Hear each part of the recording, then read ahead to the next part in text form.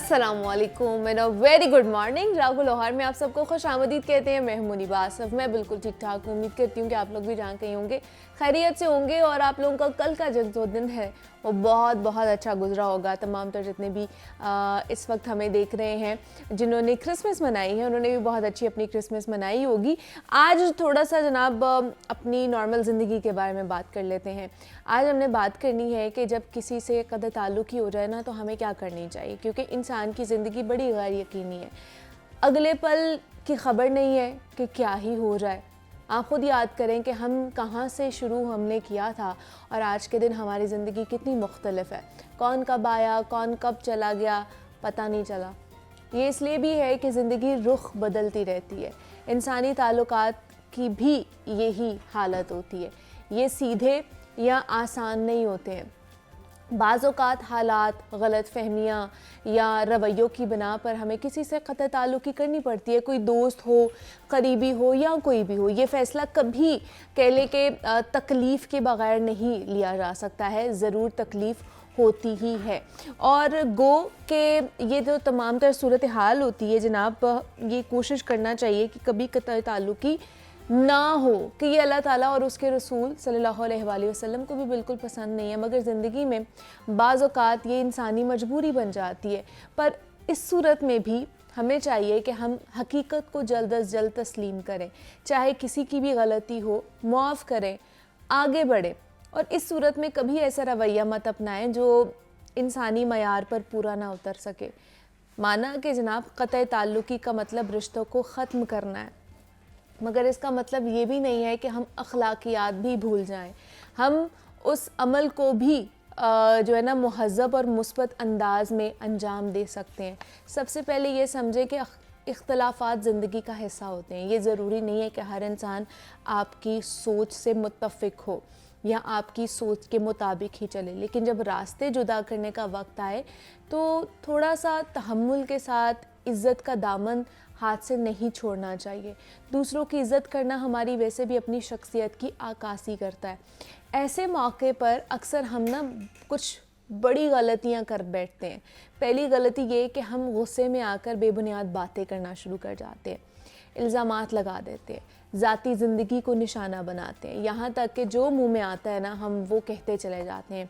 ये ना सिर्फ गलत है बल्कि हमारे किरदार पर भी एक सवाल उठता है। दूसरी तरफ हम ताल्लुक़ ख़त्म करने के बाद ना दूसरों के बारे में दूसरों से ही बुराइयां कर रहे होते हैं। ये आदत ना सिर्फ हमारा भरम कम करती है बल्कि जो ताल्लुकात की तलख़ी है ना उसको मज़ीद बढ़ाती है। इन गलतियों से बचने के लिए ज़रूरी है कि हम अपने जज्बात पर काबू रखें। अगर बात करना ज़रूरी हो तो साफ़ और मुख्तसर बात करें बग़ैर किसी की दिल आज़ारी किए। यानी कि अगर आपका किसी दोस्त के साथ इख्तलाफ हुआ है तो उसे वजाहत के साथ एक मुहज़्ज़ब अंदाज में आप उसको समझा सकते हैं। अपनी नाराज़गी को एक ऐसे पैराए में पेश करें जो तल्ख़ ना हो। आप नाराज़गी का इजहार करें लेकिन फिर भी कुछ लिमिटेशंस होती हैं उसकी भी। उसके साथ ही अगर कोई अपनी गलती तस्लीम करे तो उसे माफ़ करने का हौसला भी पैदा करना चाहिए अपने अंदर। तो जनाब ये आज का हमारा पैगाम था। जनाब बज़ाहिर खुश नज़र आने वाले इंसान के अंदर क्या चल रहा होता है ये सिर्फ ना वही इंसान जानता है।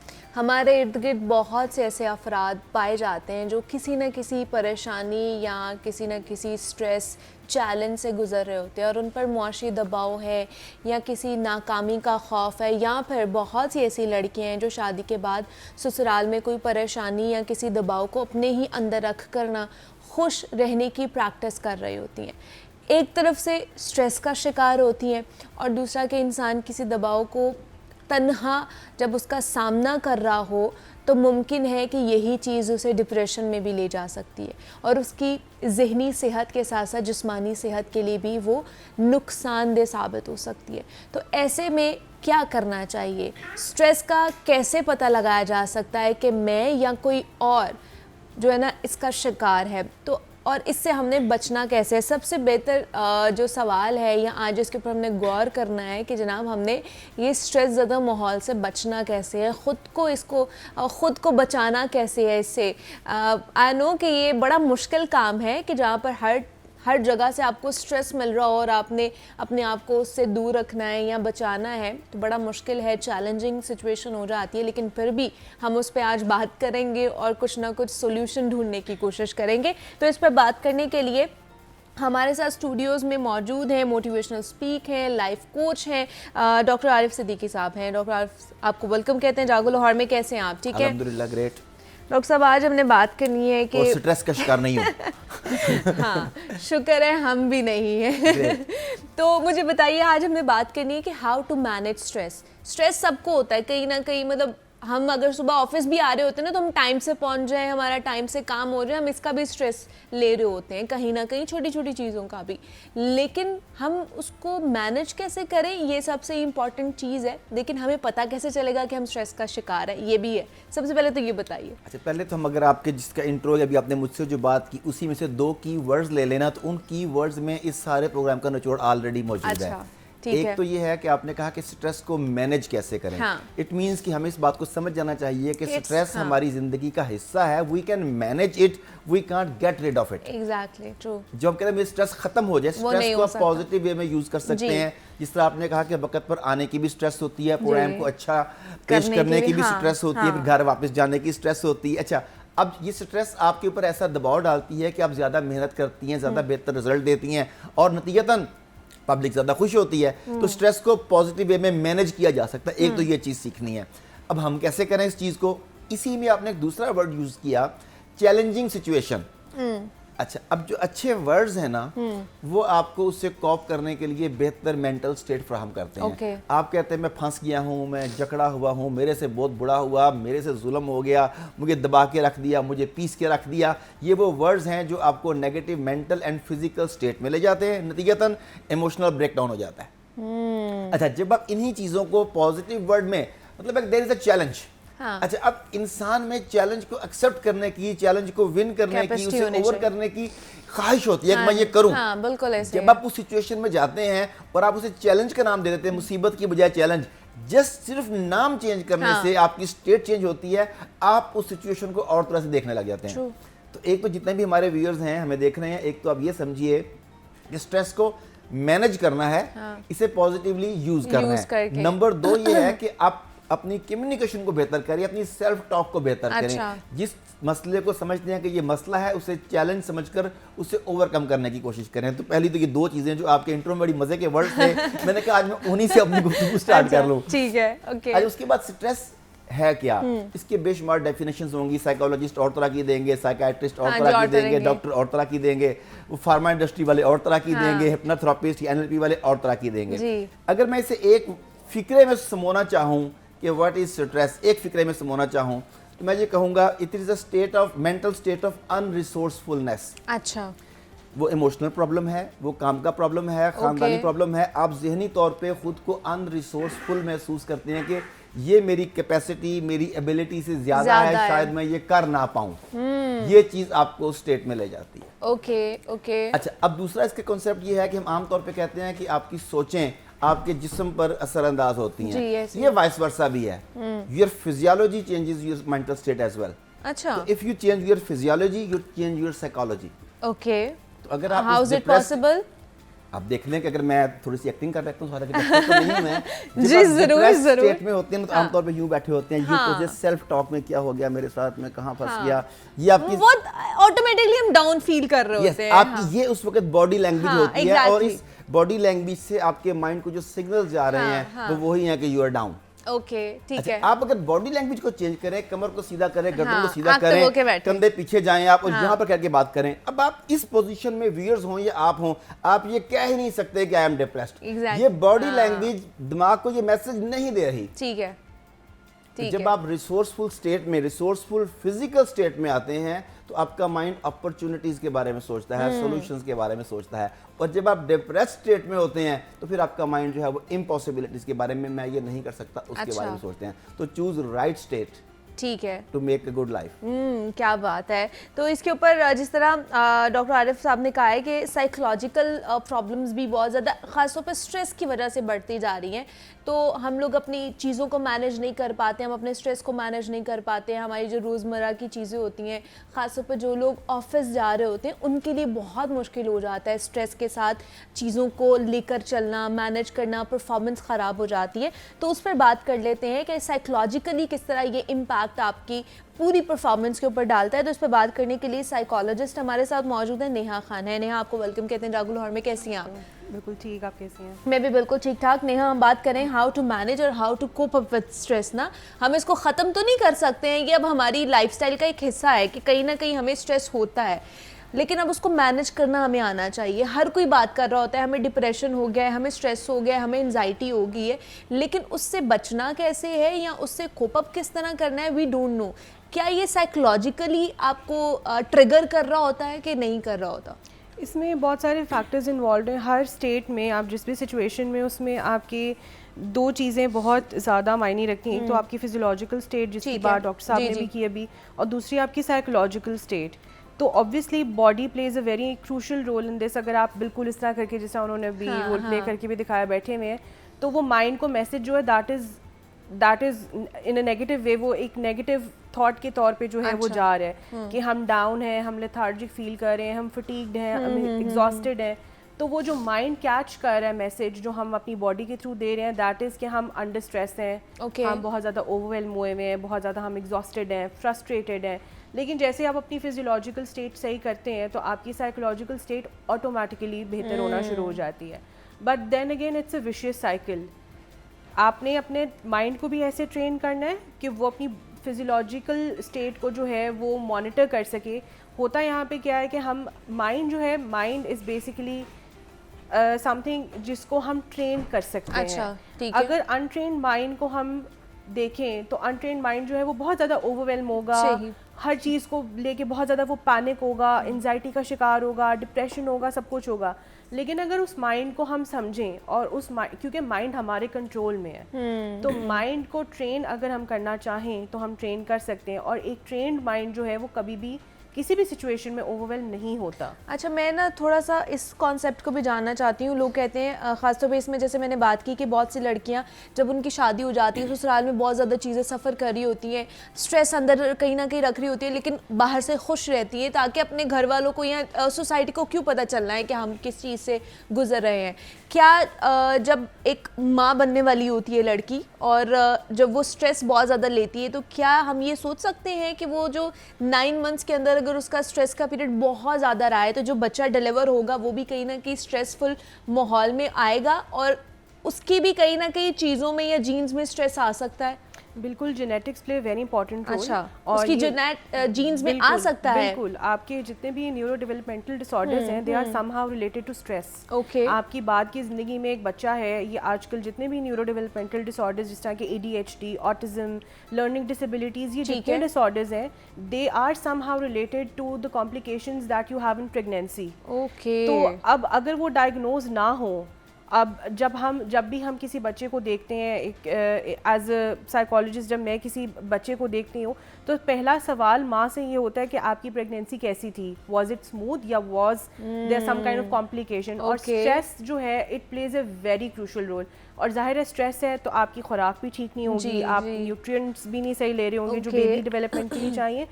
So obviously it's a vicious cycle again. जो बच्चा पैदा होगा उसमें ये इश्यूज आएंगे, मे बी बचपन में ना है, लेकिन आगे चल के ये चीज़ें जो हैं ये ज़्यादा आपको उसकी टेंडेंसी ये हो सकती है कि वो स्ट्रेस के तरफ मूव कर सकता है।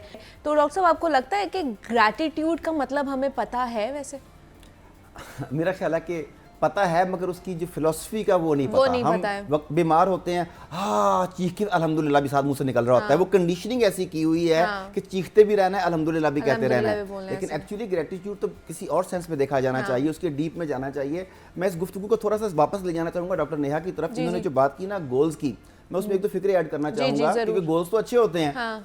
इवन सूरह मोमिनून आयत नंबर 115 में अल्लाह ताला गोल सेटिंग की बात करता है कि क्या तुमने गुमान कर रखा है कि हमने तुम्हें बेमकसद पैदा किया, यानी identify your purpose of life. अच्छा, वो चीज़ तो पॉजिटिव है, वो स्ट्रेस में कैसे लेके जा रही है? इसलिए कि अनरियलिस्टिक गोल्स हैं।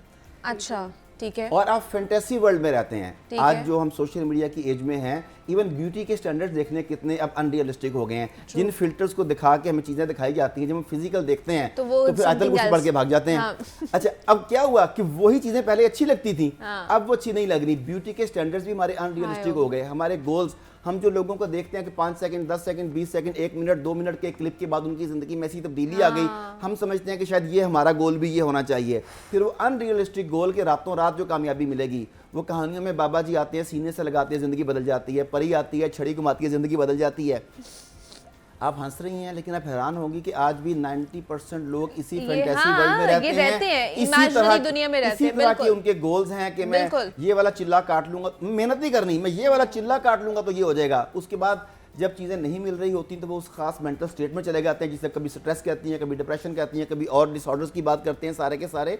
तो अपने अंदर झांक के तो देखें कि आपको अल्लाह ने दिया क्या है, आपने उसका कितना हक अदा किया है, जितनी कैपेसिटी थी आपकी, आपने उससे बढ़कर या उसके मुताबिक काम किया है, या लोगों को देख देख लेकिन आपको नहीं लगता डॉक्टर साहब के अनरियलिस्टिक गोल्स हमने अभी इसलिए बनाना शुरू किए क्योंकि हमें जो मेन स्ट्रीम मीडिया या फिर सोशल मीडिया पे जो चीज़ें हमें नज़र आ रही होती है, ख़ासतौर पे जो यूट्यूबर्स हैं, इन्फ्लुएंसर्स हैं, इन्होंने इतनी हाइप क्रिएट कर दी हुई है कि भाई आपने सिर्फ फ़ोन पकड़ना है, आपने ये चीज़ें करनी है और आप रातों रात जो अमीर हो जाएंगे।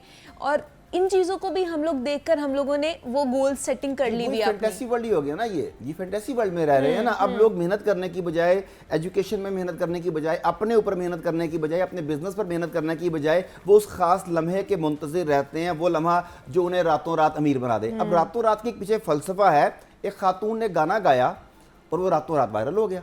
अच्छा। और वो अगले दिन जब सुबह उठी है तो बेशुमार दर्जनों कॉन्ट्रैक्ट साइन करने के लिए प्रोड्यूसर और जो लोग होते हैं, मुझे पता नहीं टर्मिनोलॉजी उनकी, वो सारे के सारे मौजूद थे कि हमारे साथ कॉन्ट्रैक्ट साइन कर लो। तो एक रिपोर्टर ने पूछा कि रातों रात मशहूर होना कैसा लगता है। अच्छा। तो वो कहती है, well it took 28 years to make it overnight. मुझे उसने गाना गाया होगा, उसके पीछे रियाजत कितनी होगी, प्रैक्टिस कितनी होगी, तो वो कामयाबी का लम्हा उसके 28 साल के बाद आया था। अब हम यहाँ पे ये बात नहीं समझ रहे होते कि जो हमें ओवरनाइट नजर आ रहा होता है उसके पीछे कितने डेकेड्स की मेहनत है। जब तक आप इस चीज को नहीं समझेंगे, आप मौजूदा हालात से निमट नहीं सकेंगे, वैसी जिंदगी नहीं जी सकेंगे। अगर किसी अनहोने लम्हे में कुछ मिल भी क्या तो वापस छिन जाएगा, ऐसे ही है, क्योंकि आपने उसकी कीमत अदा नहीं की, और जिस चीज की आप कीमत अदा नहीं करते वो आपके पास रहती नहीं है। बिल्कुल ऐसे ही है। बड़ी पते की बात की है डॉक्टर साहब ने कि आपको गिव एंड टेक होता है ना हर चीज में, बिल्कुल हर मामले में, कि आपको कोई ना कोई चीज़ हासिल करने के लिए अपनी कोई पसंदीदा चीज़, वो कोई हैबिट हो सकती है, वो कोई भी मामला हो सकता है, उसको तर्क करना पड़ता है, फिर आपको कोई जाके कोई चीज़ हासिल होती है। तो नेहा, लोग कहते हैं जी हम बहुत ज़्यादा सोचते हैं, हम बहुत ज़्यादा ओवर थिंक करते हैं, हमारा दिमाग हर टाइम चलता रहता है, जिसकी वजह से भी ज़्यादा स्ट्रेस होता है, स्ट्रेसफुल माहौल हमारा पैदा हो जाता है कि जनाब अगले साल क्या होगा या उससे अगले साल हमारा फ्यूचर क्या होगा हमें नहीं पता, उसकी फिक्र आज में हम लोग कर रहे होते हैं, जिसकी वजह से हमारी ओवर थिंकिंग बढ़ जाती है। तो इससे कोप अप करने का कोई मैकेनिज्म है, या हम किस तरह अपनी थिंकिंग को डाइवर्ट कर सकते हैं या कुछ और मुस्बत तरीके से उसको लेकर जा सकते हैं? तो सबसे पहले तो हमें ऑप्टिमिस्टिक रहने की बहुत ज़रूरत है। अच्छा। देखिए, life is the name of ups and downs, किसी की भी लाइफ परफेक्ट नहीं है। अभी जैसे यूट्यूब इन्फ्लुएंसर्स की, टिकटॉकर्स की बात हुई, तो उसमें मैं एक पॉइंट ऐड करना चाह रही थी जो डॉक्टर साहब ने ऑलरेडी कवर कर दिया है कि एवरीथिंग इज़ नॉट परफेक्ट। जो दिख रहा होता है वो परफेक्ट नहीं है, उसके पीछे की क्या बैकग्राउंड हिस्ट्री है, क्या स्टोरी है, ये उसी को ही पता है जो उस फिनोमेना में, उस फेज़ में है। So to overcome stress and anxiety, it's beneficial कि आप ऑप्टिमिस्टिक रहें, आप पॉजिटिव, आप सुबह एक नई सुबह के साथ आप उठें। वो पुरानी जो सोचें, जो ख्यालात, जो चीज़ें आपको तंग कर रही हैं, वो रात के साथ, लेकिन हर रात के बाद सुबह तो आती ही है। ये अब आपका नज़रिया या आपकी परसेप्शन है कि आप उन चीज़ों को लेके कैसे चल रहे हैं। अगर आपने ढाल है, अपने आप से आवाज़ार हैं, तो ऑब्वियसली वो चीज़ें आपको और ज़्यादा फ्रस्ट्रेट करेंगी। आपको एक छोटी सी चीज़, एक छोटा सा स्ट्रेस वाला फैक्टर भी आपको बहुत बड़ा नज़र आएगा। लेकिन अगर आप उसमें ऑप्टिमिस्टिक होंगे, आप पॉजिटिव सोचेंगे और आप अच्छा उसको परसीव करेंगे कि इसके अंदर आपके लिए लेसन क्या है, तो वो ऑटोमेटिकली आपके लिए लेसन एक बन जाएगा। हर स्ट्रेस के पीछे उसकी एक बैकग्राउंड होती है, हर स्ट्रेस फिनोमेना के पीछे, कि उसके जिसको साइकोलॉजिकल टर्म्स में हम प्रीडिस्पोजिंग फैक्टर्स भी कहते हैं, प्रेसिपिटेटिंग फैक्टर्स भी कहते हैं, मेंटेनिंग फैक्टर्स भी कहते हैं। हम ज़्यादा प्रीडिस्पोजिंग की तरफ चल रहे होते हैं। प्रीडिस्पोजिंग का मतलब होता है जो पास्ट में हुआ। अच्छा। आज अगर जॉब चली गई है, नौकरी चली गई, तो हम सोचेंगे अच्छा वो फलाने दिन वो फलाने कोलीग ने मुझे ये बात की थी या मैंने उसको गुस्से से इस तरह कह दिया, इसलिए उस वजह से ये हुआ। Then precipitating is what's going on, job से निकाल दिया, अब जॉब नहीं है, नौकरी नहीं है, आगे नौकरी मिलने का कोई चांस भी नहीं है। मेंटेनिंग क्या होगा इसमें कि आप स्ट्रेसफुल हैं, आपको एंजाइटी है बहुत ज़्यादा, आपको टेंशन है कि अब आगे क्या होगा, बिल्स कैसे पे होंगे, ग्रोसरी कैसे होगी। अब बिहेवियर क्या हो जाता है इसमें, इंसान जो है वो घर बैठा रहता है, वो हिम्मत हार जाता है, होप उसके अंदर कोई नहीं होती है, वो कोशिश नहीं करता, वो स्ट्रगल नहीं करता। अब हम ये कहते हैं कि जॉब मार्केट में जॉब्स नहीं है, जॉब्स हैं, इट्स जस्ट दैट कि एक सही बंदा सही टारगेट को अप्रोच नहीं कर रहा। हम ये समझते हैं कि हमने मास्टर्स कर लिया, हमने एमफिल कर लिया, हमने पीएचडी कर लिए, तो बस हमने टॉप ऑफ द डिग्री जो वो हासिल करके बस अब हम बैठ जाएं। अच्छा। नहीं, लाइफ का मतलब ही ये है, आपकी एजुकेशन वो एजुकेशन ही क्या कि जिसमें आप रोज़ कोई चीज़ लर्न ना करें, वो एजुकेशन नहीं है। इतने कोर्सेज हैं, इतने डिप्लोमाज हैं, आप वो करें, अपने आप को आप प्रूव करें कि you can do much better and you can do much more than what you are actually. So इसमें ये वाले फैक्टर्स को एक तो देखना बहुत ज़रूरी है। फिर जो स्ट्रेस का शिकार होते हैं, जो बहुत ज़्यादा ओवर थिंक करते हैं, उनको ये चाहिए कि अपने माइंड को इस तरह से ट्रेन करें कि हर चीज़ उनके कंट्रोल में नहीं है। अच्छा। इंटरनल कंट्रोल और एक्सटर्नल कंट्रोल में बहुत फ़र्क होता है। ट्रेन करने के लिए क्या बेहतर टेक्निक्स हो सकती हैं, वो क्या कर सकते हैं ऐसी चीज़ें? आपका एक लोकस ऑफ कंट्रोल है। अच्छा। लोकस ऑफ कंट्रोल में इंटरनल एंड एक्सटर्नल। इंटरनल वो जो आपके अपने कंट्रोल में, ओके। जैसे कि आपकी अपनी बॉडी, आपका अपना माइंडसेट, आप क्या सोचते हैं, क्या खाते हैं, क्या पीते हैं। और फिजियोलॉजिकल में ऑब्वियसली आपकी फिजियोलॉजिकल बॉडी आ जाती है, आप एक्सरसाइज कर रहे हैं, आप कपड़े कैसे पहन रहे हैं, आपकी फिजिकल अपीयरेंस क्या है। तो जो आपके अपने दायरे इख्तियार में, उन चीज़ों को आप कंट्रोल करें। अच्छा। लेकिन जहाँ तक आपका थ्रेशोल्ड है वहाँ तक करें, जहाँ आपके दायरे इख्तियार से चीज़ें बाहर निकल जाती हैं वहाँ आप छोड़ दें। Let go of those things कि जो आपको तंग कर रही हैं, let go of those thoughts जो आपको तंग कर रही हैं। बड़ा मुश्किल है ये लोगों के मुश्किल लिए। है, हाँ, लोग लेकिन कहते हैं it's हम नहीं छोड़ doable। सकते, 20 साल पुरानी बात भी दिल में लेके बैठे हुए होंगे, बेशक उससे अपने दिल का प्रॉब्लम बढ़ जाए, उससे अपने दिल की बीमारी हो जाए, लेकिन छोड़नी नहीं है उस लेकिन आप चीज़ एक को। दफा आप अपने आप को माफ करके देखें, forgive yourself and forgive others. हाँ, तो इसके ऊपर डॉक्टर साहब आप क्या कहेंगे, जो हम पुरानी रंजिशें लेकर बैठे हुए होते हैं और उसकी वजह से अपनी सेहत खराब हो रही होती है? एक टीचर ने ना क्लास में बच्चों से कहा कि कल सारे 5-5 किलो आलू लेके आए। बच्चों ने कहा कि शायद कि फ्राइज वगैरह बनाएंगे। वो ले आए आलू शालू। तो टीचर ने कहा कि आलूओं को निकालें और बड़े आलू छोटे आलू अलग-अलग कर दें। अब जिस आदमी ने आपको तकलीफ दी है ज़िंदगी में, जिससे आप नाराज़ हैं, उसका नाम इस आलू पे लिखते जाएं। बड़ी तकलीफ वाला बड़ा आलू, छोटी तकलीफ वाला छोटा आलू। तो बच्चों ने लिखे। अब उन्होंने कहा कि इन तमाम आलूओं को अपने अपने बैग में डाल दें, किताबें बाहर निकाल दें। ठीक है। अब उन्होंने बैग कंधे पे टांग लिया और आपने कहा कि अब 1 हफ्ता आपने इस बैग को नहीं उतारना, नहाते हुए सोते हुए नहीं उतारना। अब 3-4 दिन के बाद बच्चे बिल्कुल डेड वाले हो गए, किस्म से ना स्मेल आने लग गई। आई थिंक मैं थोड़ा तेज चलता हूँ, टाइमिंग आप देख रही हैं साथ साथ। तो 1 हफ्ते के बाद जब टीचर ने उतारा तो टीचर ने कहा कि पहले ये बोझ सिर्फ आपके ऊपर था, अब इसकी स्मेल से आसपास के लोगों का जीना भी मुश्किल हो गया है। तो खुदा इन आलूओं को उतारें ताकि आपकी और आसपास के लोगों की जिंदगी आसान हो सके। बिल्कुल ऐसे ही है, ये आलू जो थे ये बोझ हैं, तो इस बोझ को उतारने की कोशिश किया करें। डॉक्टर आरिफ सिद्दीकी हमारे साथ मौजूद है। डॉक्टर साहब बहुत शुक्रिया आपके वक्त का कि आप यहाँ पर आए। नेहा खान ने भी हमें ज्वाइन किया था, नेहा आपका भी बहुत शुक्रिया कि आप यहाँ पर आई। ब्रेक लेते हैं जी, यहाँ पर मिलते हैं इस ब्रेक के बाद।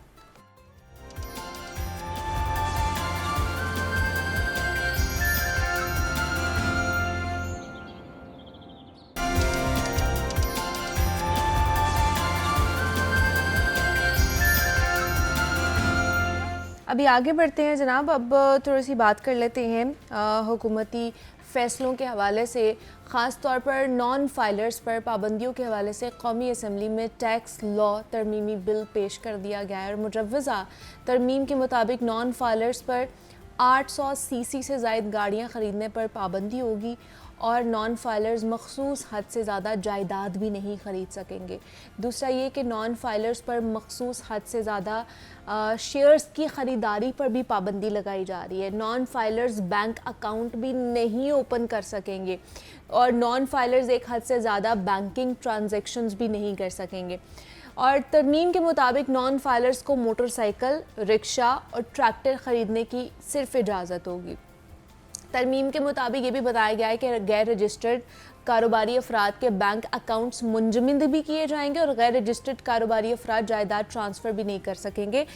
इसमें मज़ीद और क्या क्या चीज़ें शामिल की गई हैं और नॉन फाइलर और फाइलर में फ़र्क क्या है, क्या डिफरेंस है, किस तरह आप नॉन फाइलर से फाइलर भी हो सकते हैं, उस पर भी बात करेंगे। दूसरा ये कि अगर आप फाइलर हैं तो आपको क्या क्या बेनिफिट्स इसके होते हैं, तो उस पर भी बात करेंगे, डिटेल में बात करेंगे। इस पर बात करने के लिए जाहिद आबिद साहब हमारे साथ स्टूडियोज़ में मौजूद है, नुमाइंदा लाहौर न्यूज़ है। जाहिद साहब आपको वेलकम कहते हैं जागो लाहौर में, कैसे हैं आप? ठीक है, शुक्र अल्लाह। जाहिद साहब, हुकूमत ने नॉन फाइलर्स पर गिरफ्त को मजबूत करने के हवाले से कौमी असम्बली में भी बिल पेश कर दिया है। सबसे पहले तो हम नॉन फाइलर फाइलर की बात कर लेते हैं, डिफरेंस बताएं, होता क्या है फाइलर और नॉन फाइलर? इसमें बिल्कुल हुकूमत की जानब से जो गुज़श्ता कई बरस से हम सुन रहे हैं कि पूरी मईशत जो है उसे दस्तावेजी शक्ल में लाने की कोशिश है, ताकि उसे पता हो कि कौन क्या कमा रहा है, क्या खर्च कर रहा है, उसकी सालाना ग्रोथ क्या हो रही है, किसी पर्सनल शख्स की, किसी इदारे की। तो इसलिए ये फाइलर और नॉन फाइलर की एक टर्म शुरू की गई थी। अब इसमें जो फाइलर हैं उन्हें कहा जाता है कि जो अपने गोशवारे जमा करा रहे हैं हर साल। दो चीज़ें मुख्तलिफ हैं, एक तो बंदा टैक्स दे रहा है, उसे एनटीएन मिलता है, वो सिर्फ एनटीएन मिलने से फाइलर नहीं हो जाता, उसे जब तक वो अपना सालाना गोशवारा जमा नहीं करवाएगा उससे तक वो फाइलर नहीं कहलाएगा।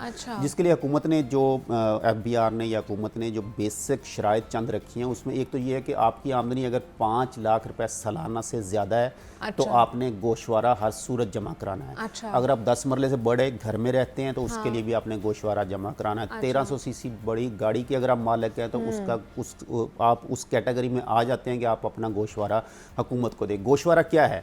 गोशवारा ये है कि आपने बताना है कि इस वक्त मेरे पास ये चीज़ें एसेट्स मौजूद हैं। मतलब जब आप पहली दफ़ा फाइलर बनते हैं या पहला गोशवारा जमा कराते हैं, उसमें आपने सिर्फ हुकूमत को या एफबीआर को ये इतला देनी है कि मेरे पास एक गाड़ी है, मेरे पास इतनी मेरी सैलरी है, ये मैं टैक्स दे रहा हूँ एनटीएन के तहत, मेरी जो माहाना इनकम है इतनी है।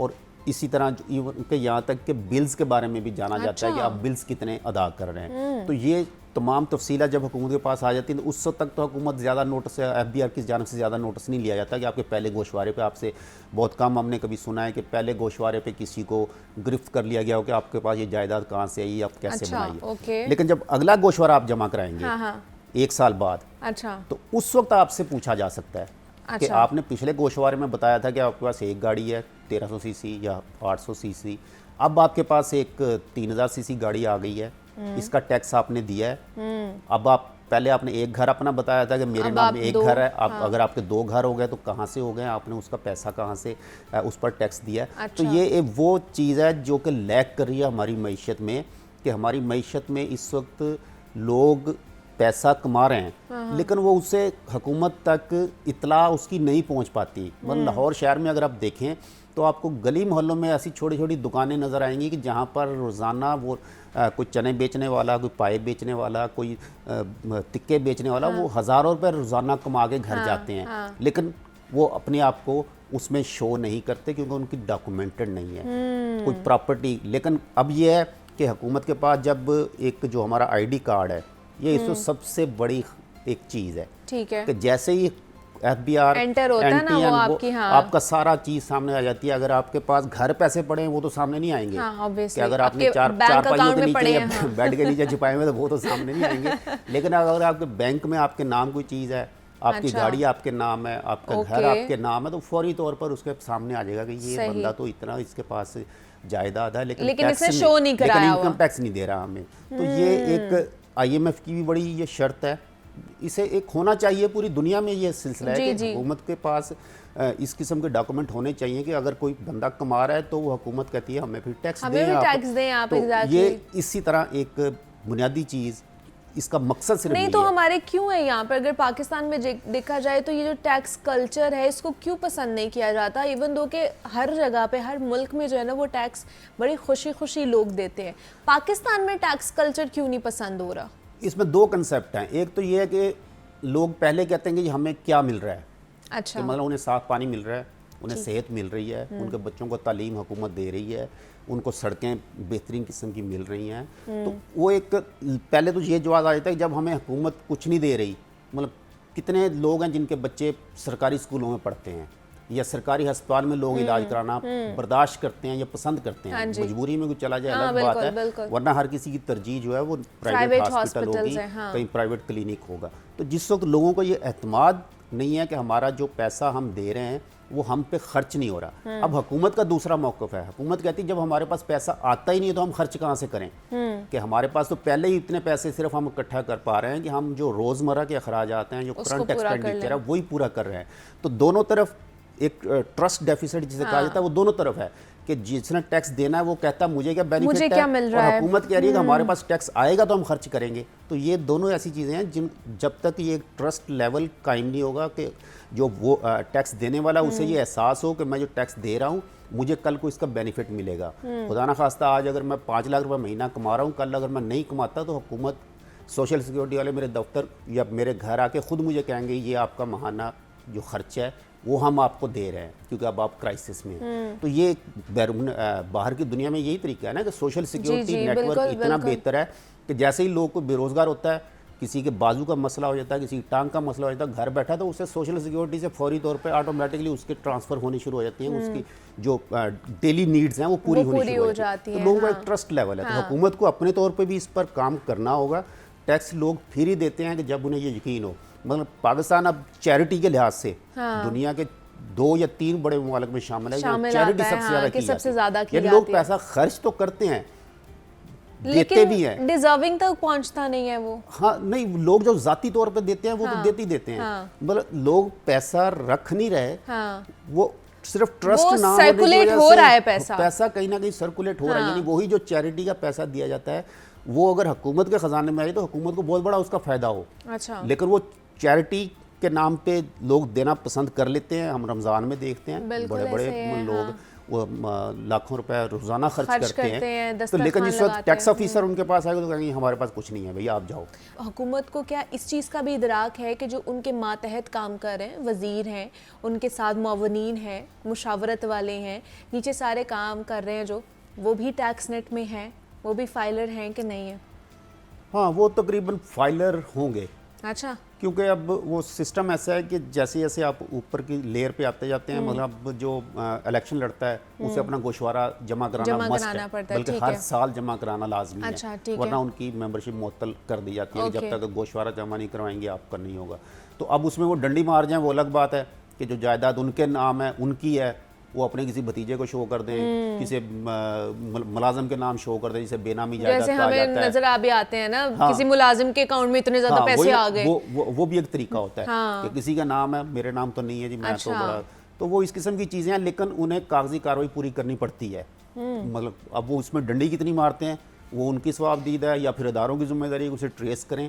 लेकिन अभी तक हमने सुना नहीं है कि किसी इदारे ने किसी अशराफिया को इस तरह हाथ डाला होगा जी आपकी ये जायदाद है आपको। हाँ। और नैब में केस जाते रहे, उस पर ज़्यादा ये होता, बंद होते रहे, वो ये होता था उस पर कि ये सियासी केस हैं, सियासी वजह से बनाए गए हैं, और नैब भी फिर वापस ले लेती है। तो वो फिर ये तासर मजबूत हो जाता है कि शायद सिर्फ टारगेट किया जाता है लोगों को।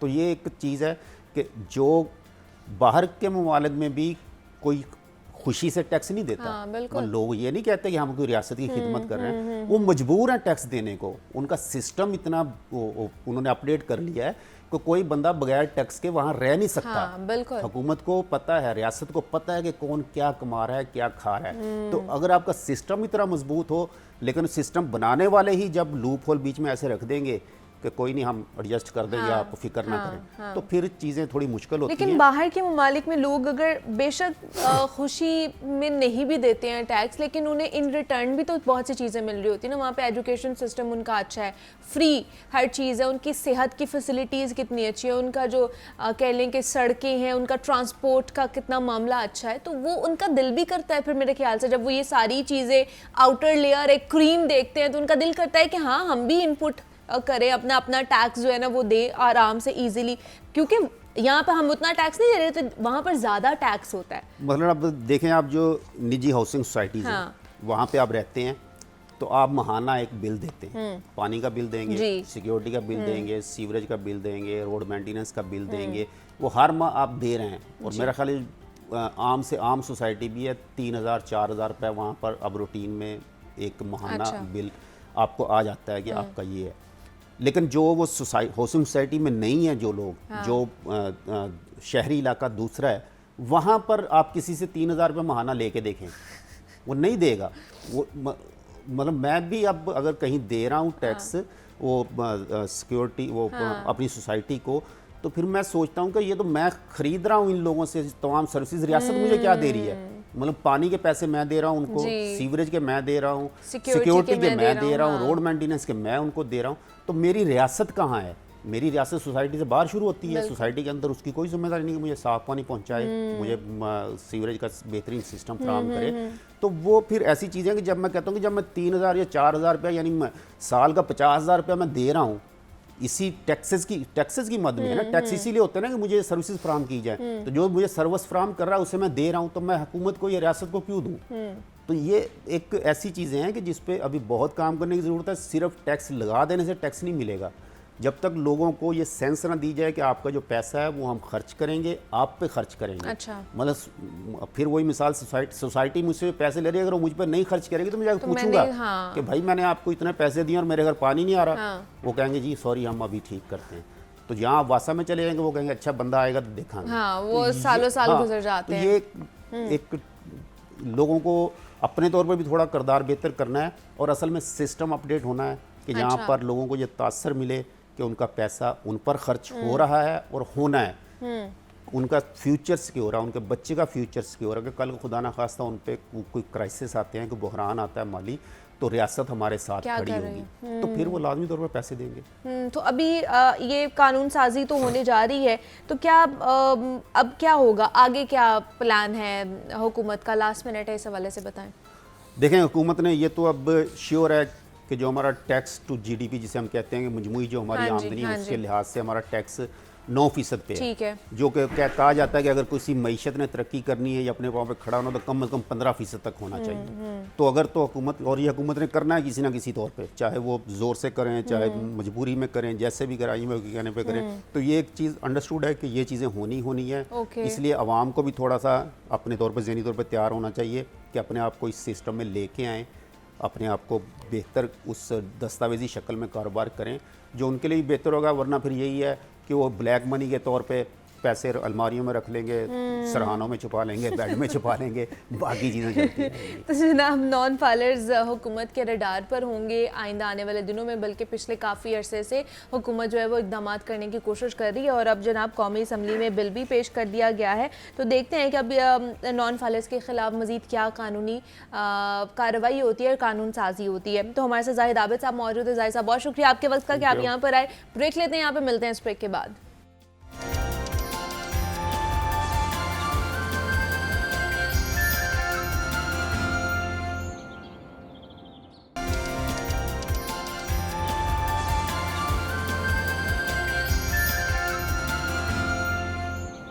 वेलकम बैक टू जागो लाहौर। जनाब साल 2024 का सूरज चंद दिन बाद ग़ुरूब हो जाएगा और एक और साल तेज़ी से इख्तिताम की जानिब बढ़ रहा है। साल 2024 में भी आवाम की हालत नहीं बदली है। महंगाई ने आवाम की मुश्किलात में मज़ीद इजाफ़ा ही किया है। इस साल भी ज़िंदगी के गुज़र बसर मज़ीद मुश्किल हुए हैं। टैक्सेस का बोझ इस साल भी तनख्वाहदार तबके ने बर्दाश्त किया और ये साल भी कह लें कि गुर्बत की लकीर से नीचे ज़िंदगी गुजारने वालों के लिए बहुत मुश्किल रहा है, बल्कि उनकी तादाद में मज़ीद इजाफ़ा ही हुआ है। सफ़ेद पोश तबके के लिए साल 2024 मुश्किल तरीन साल रहा है और 3 महीने में अगर ख़ास तौर पर ये जो साल 2024 के आखिरी 3 महीनों की बात कर ली जाए तो इसमें महंगाई के इशारियों में कमी हुई है, सिर्फ इन 3 महीनों में। तो महंगाई के इशारियों में कमी के बावजूद आम आदमी के जो हालात हैं उस पर कोई फ़र्क नज़र नहीं आया है। इस हवाले से आज हमने ये सेगमेंट करना है कि ये जो साल 2024 है ये एक आम आदमी के लिए कैसा रहा है, क्या उसे रिलीफ मिला है, अगर रिलीफ मिला है तो कितना रिलीफ मिला है, कौन कौन से सेक्टर्स में उसे रिलीफ मिला है, इस पर बात करनी है। इस पर बात करने के लिए हमारे साथ स्टूडियोज़ में सुहेल कैसर साहब मौजूद हैं, नुमाइंदा लाहौर न्यूज़ हैं। सुहेल साहब आपको खुशामदीद कहते हैं जागो लाहौर में, और उसके साथ साथ अब्दुल कादिर ने भी हमें ज्वाइन किया। अब्दुल कादिर आपको भी वेलकम कहते हैं जागो लाहौर में। तो मेरे हाल से अब्दुल कादिर, सुहेल साहब से शुरू कर लूँ फिर, आप क्या और ऑफर कुछ कह रहे थे तो फिर मैंने कहा सोच लिया सुहेल साहब से शुरू कर लेते हैं। सुहेल साहब 2024 कह लें कि कुछ घड़ियां रह गई हैं कि हम 2025 में एंटर हो जाएंगे, 2024 ख़त्म हो जाएगा, बड़ी जल्दी गुजरा है ये साल। मैं कहूँगी कि ब्लिंक ऑफ एन आए हुआ है हमारे साथ ये। तो कैसा रहा है एज एन पाकिस्तानी, अगर मैं बात करूँ तो आपके लिए ये साल कैसा रहा, और ओवरऑल एक आम आदमी के लिए ये साल कैसा रहा? अच्छा, आप भी पाकिस्तानी हैं, अगर यही सवाल मैं आपसे करूं तो आपका क्या जवाब? बहुत मुश्किल रहा। बहुत मुश्किल रहा। तो इसमें कोई दूसरी राय है नहीं है कि एक अजीब सा तमाशा है कि हमारे लिए जो हर आने वाला वक्त होता है वो गुजरे वक्त से बदतरीन ही साबित होता है। मतलब हम पूरी 70-76 साल तारीख का जायज़ा लें ना, तो वो एक है ना, वो गुलाम फरीद साहब का कि वक्त दा बेली हर कोई बंदा, ते शाला वक्त ना खावे डोले, सज्जन बन दुश्मन वहंदे जद वक्त नू पैंदे रौले, ते गुलाम फरीदा सदा वक्त ना रहंदे, कदी माशे ते कदी तोले। हमारे लिए तो मेरा हमेशा माशा ही रहा है। तोला कभी तोला हुआ ही तोला तो मजीद ऊपर चला गया, ठीक है ना, कभी तोला बना ही नहीं है, हमेशा माशा ही रहा है। और हम हर मर्तबा इस उम्मीद के साथ नए साल का इस्तकबाल करते हैं जी कि नया साल आएगा, शायद पिछले साल से कुछ बेहतर हो, लेकिन वो गालिब कहते हैं ना कि कोई सूरत नज़र नहीं आती, कोई उम्मीद बर नहीं आती। अब तो कोई उम्मीद भी बर नहीं आती, मतलब ये हालात हो गए हैं। तो 2024 सिर्फ महंगाई नहीं, 2024 दूसरे बहुत सारे हवालों के साथ भी बहुत बदतरीन रहा। अच्छा। इसमें हमने सियासी इन्हतात, इसमें हमने इखलाकी इन्हतात, इसमें हमने महंगाई की जो सूरत हाल है उस हवाले से, यानी कोई एक शोबा ऐसा नहीं दिखाई देता जिसमें नज़र आता हो कि इसमें हमने 2024 के दौरान बेहतरी की है। बल्कि इस साल के दौरान तो हमारा जो एक इखलाकी इन्हतात है वो इस सतह तक पहुंच गया कि जिस पर अक्सर हम रोना भी रोते रहते हैं कि हमने एक ऐसी फ़ज़ा कायम कर दी है कि जिसमें आप आज़ादी से, यानी आपने अपनी पॉकेट से तो क्या खरीदना, आप आज़ादी से सांस भी नहीं ले सकते। और आप पर अगर कोई जुल्म होता है तो आप उसके बारे में बोल भी नहीं सकते। ऐसा ही है। तो महंगाई तो इन हालात में महंगाई तो काफ़ी पीछे रह जाती है कि जब आपके एक बुनियादी हुकूक जो है उनको उनकी पामाली शुरू हो जाए तो ये महंगाई वगैरह एक थोड़ी सानवी चीज़ बन जाती है कि यार मतलब मुझे बोलने भी नहीं दिया जाता, मुझे आज़ादी से सांस भी नहीं लेने दिया जाता, तो मतलब हम किस मुआशरे में जी रहे हैं। तो इस तरह का रहा है हमारा 2024 का जो साल है।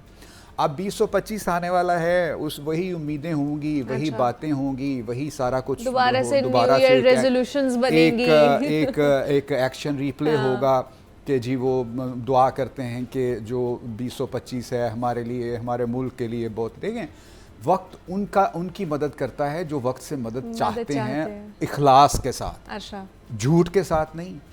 यानी इतनी बांगे दोहल झूठ बोला जाता है और इतनी आला तरीन सतह पर झूठ बोला जाता है कि बंदा कहता है यार, हैरान हो जाता है कि यार ये वो लोग हैं जो हमारे रोल मॉडल हैं, जिनको देख के हमारे बच्चों ने सीखना है, जो मतलब ख़ुद पता नहीं किस तरह से वो आए हैं और मतलब हमें वो इखलाक जब सिखाते हैं। ये सारा कुछ हमने 2024 के दौरान देखा।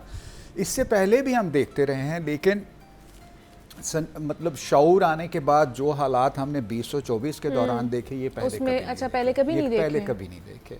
मुख्तलिफ हवालों से मुख्तलिफ वक्त बहुत बुरा रहा है, इसमें कोई शक नहीं, लेकिन मजमूई तौर पर एक मुकम्मल एक सिनेरियो के साथ इस तरह के हालात 2024 से पहले हम मतलब 2024 में जो चीजें हुई हैं वो सुनहरी हरूफ में लिखे जाएंगी। सुनहरी हरूफ में तो नहीं हम कह सकते उसको, मतलब पता नहीं किन हरूफ में लिखी जाएंगी, लेकिन वो लिखी जरूर जाएंगी। लेकिन तारीख का एक अपना एक पैटर्न होता है, वो उस पर चलती रहती।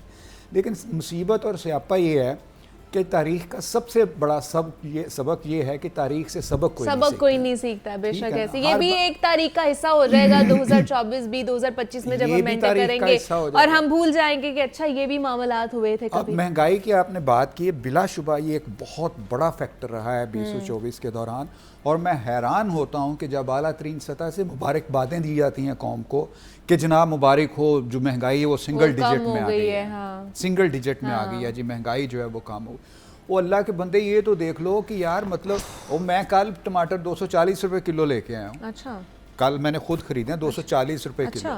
मदनी तो खैर करते हैं, हाँ, वो बीपर कर रहे होते हैं, बता रहे होते हैं, तो इनको ज़्यादा बेहतर पता होगा क्या है। मैं भी आपको बताने लगी हूँ, आज का जो टमाटर का रेट आया ना वो है 180 से 190। बस तो मैं कल दर्जा अव्वल के टमाटर, दर्जा अव्वल के, ये दर्जा अव्वल की मैं बात कर रही हूँ। दर्जा दोम के 160 से 170 और मार्केट में आप कितने के लेके आए? 240 रुपए किलो के। और मैंने उसे कहा कि मैंने कहा यार थोड़ा सा ना धनिया डाल दो, कहता भाजी 50 दा के 60 दा।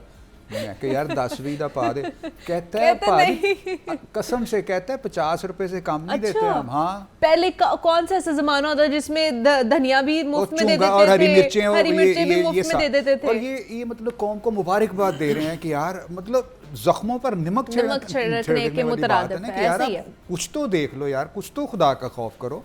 मतलब किस बात की मुबारकबाद आप दे रहे हैं कि लोग मतलब पिस गए हैं, बिजली के बिल दे दे के मर गए, सुई गैस के बिल दे, फिर 26% गैस बढ़ा दी, गैस में इजाफा कर ठीक है। और बिजली के जो बिल हैं, मतलब ये तो शायद किसी गैर मुल्की हुक्मरान ने भी नहीं किया होगा इस खित्ते के लोगों के साथ, जो हमारे अपने हुक्मरान जो हमारे लिए कर रहे हैं, जिनको हम खुद अपने सर पे मुसल्लत करके मैं वो भी भुगत रहा हूँ कि वो 200 यूनिट से या 300 यूनिट से आपका बिल ज्यादा हो, तो अगले 6 महीने चाहे आप कम बिजली इस्तेमाल करें, आपको बिल उसी रेशो से आएगा। ये गैस का भी यही सूरत हाल है, आपको पता है कि आपने सर्दियों के जो 2-3 महीने इसमें कोई समथिंग है उससे ज्यादा किया तो आपको पूरा साल जो है ना वो ज्यादा बिल आएगा, ज्यादा बिल पूरा साल। अब आप बताइए, अब ये देखे बंदा कहाँ से जो है ना वो कफायश जारी करे और कैसे करे, इतना बोझ है, कहाँ से लूपहोल्स देखेगा। बोझ नहीं है, हमारी जिम्मेदारी है। देखिए, अच्छा, ये सिर्फ हमारी जिम्मेदारी है, आम शख्स की जिम्मेदारी है? बिल्कुल, ये हमारी जिम्मेदारी है कि हमने इन हुक्मरानों और अशराफिया को पालना है। जिस तरह माँ बाप पालते हैं उसी तरह हमने भी तो पालना है।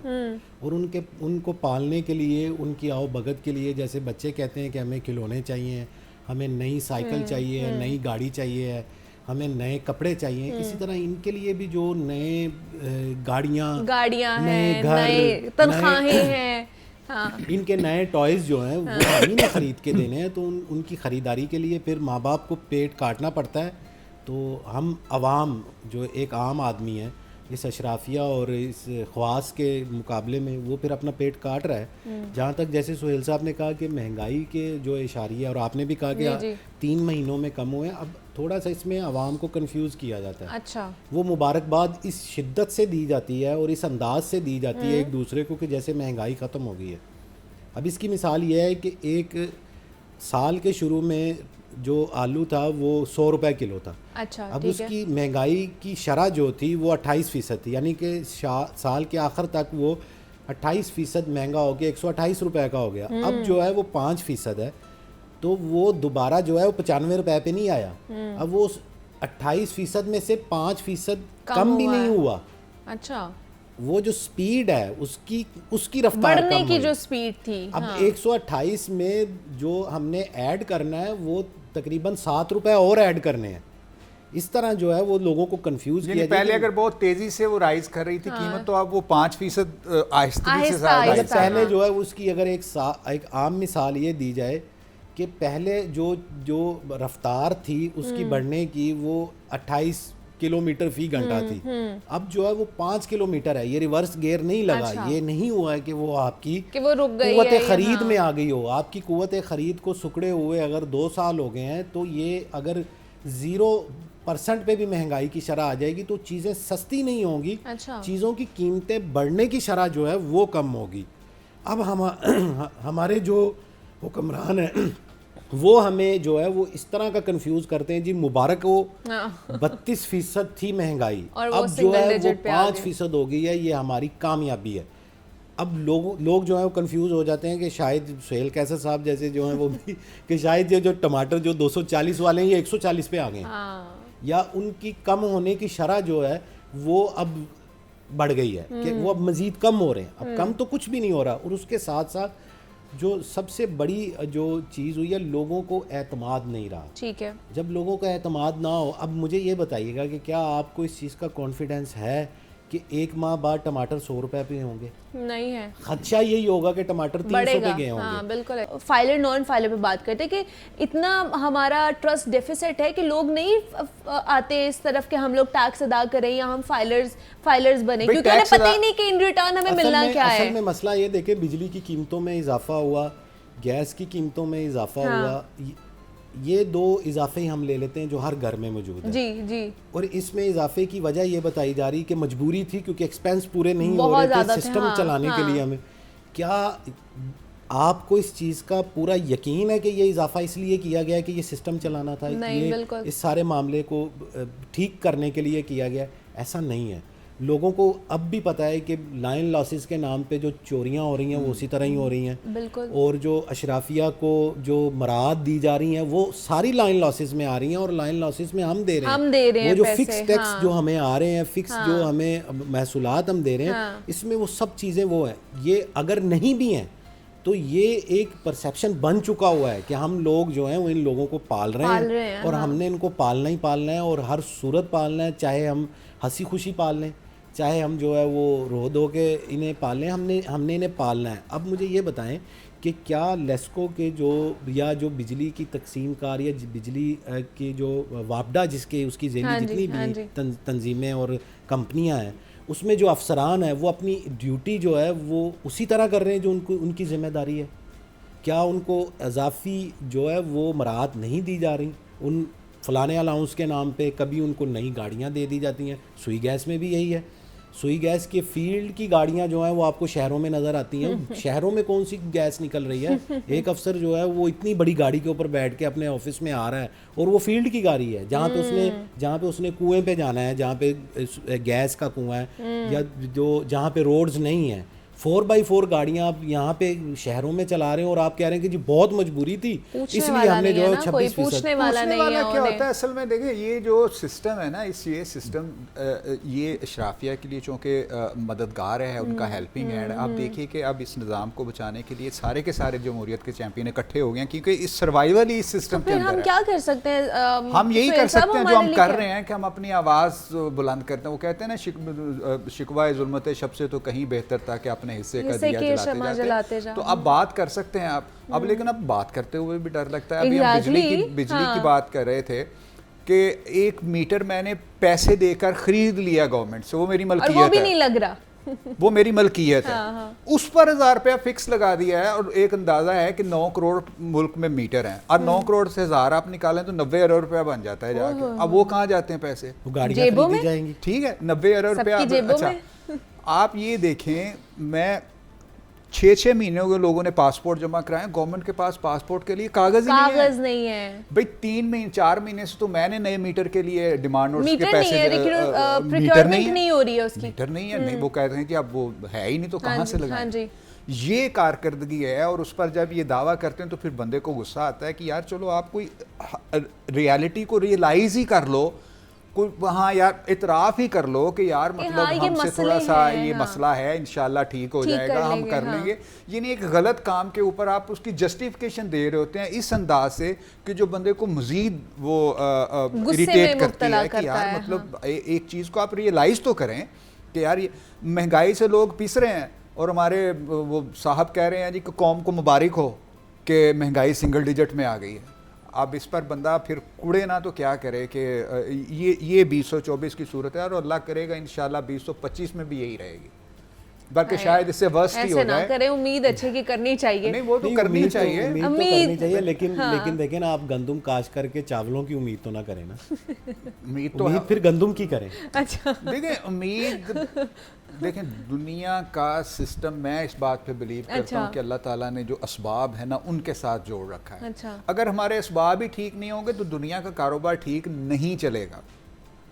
हमारे पास कुछ हो, हमारी नीयतें ठीक हों तो फिर सब ठीक हो जाएगा। नीयत ही ठीक नहीं है तो फिर और हम क्या एक्सपेक्ट कर लें कि 2025 में जो आएंगे उनकी नीयत ठीक होगी? उनकी भी ऐसी 2025 में भी इन्होंने आना जो ऑलरेडी जो सारी चीजें कर रहे हैं उन्होंने भी आना, लेकिन फिर भी अच्छे की उम्मीद रखनी चाहिए। आप कहते हैं तो हम रख लेते हैं, कोई भी मतलब उसमें मज़ायका नहीं है, देख लेते हैं हम भी। अल्लाह ताला आपकी भी ज़िंदगी करे, हमारी भी ज़िंदगी करे। 2-4 अगले 2025 शुरू होगा फिर हम यही रौला 2 माह बाद ही आपको पता है, पहली तिमाही में ही पता चल जाएगा। 1 जनवरी के बाद आपने कहना अच्छा सिलसिला महीना हो गया, अब आप बताइए 1 महीने के दौरान गवर्नमेंट ने क्या कर है। तो हमने यही एक्शन रिप्ले ये दोबारा से यही बोल रहा है कि ये हो गया है। तो ये सारी चीजें चल रही होती है। लास्टली क्योंकि ये 2024 खत्म होने वाला है, तो आप क्या दोनों जो है ना कमेंट देंगे हमारे देखने वालों को? आखिरी पैगाम आपके पास है कोई कमेंट्स तो दे तो दे दें, वरना अच्छा, ना नहीं, दें, नहीं, फिर मैं भी नहीं, यही कहूँगी। इसमें जो ये है कि आखिरी है तो लोगों को जो है वो अब अपनी इनकम बढ़ाने की तरफ जाना पड़ेगा। अच्छा।